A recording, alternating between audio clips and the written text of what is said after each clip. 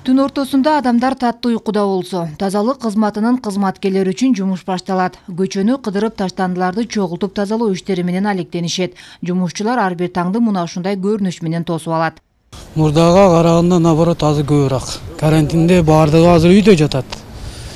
Карантинде баардыгы үйдө жаткан үчүн азыр мусор көбүрөөк. Ишибиз сал оорураак. Биз ишке чыкпасак, мусор вообще көбөйүп кетет. Ошон үчүн биз постоянно иштейбиз. Аз айлыкка кайыл болгон кызматкерлерди жарандардын шаардын тазалыгы үчүн кайдыгер мамилеси өкүндүрөт. Бул жаатта баарыбыз бирдик даяр мамиле жасасак деген оюн жашырышкан жок. Көчөдө көпчүлүгү таштап коет экен, таштандылар. Ошолор эле да.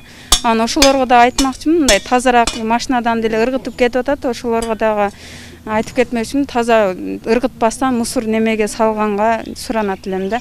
Эми бизге деле кыйынчылык экен, ар ким немесин топтоп неме кылуу үчүн. Мен ошого эле неме болом, капа болом да.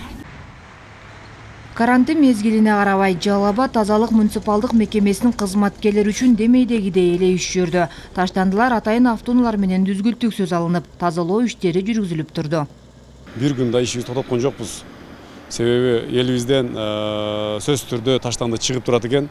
Эми бир канча жанагындай жеке ишкерлер, базардын айрым жактары токтобосо, калган жактары жашоочулардан, мисалы муну продукты саткан магазиндердин бири дагы өзгөчө кырдаалда иштеп турганы байланыштуу биздин жумуш токтогон жок. Кошумчалай кетсе, күнүнө 15 таштанды ташуучу унаада 393 куб метр таштанды чыгарылат. Дина Раймжанова, Казыбек Курманбеков, Жалал Абад шаары.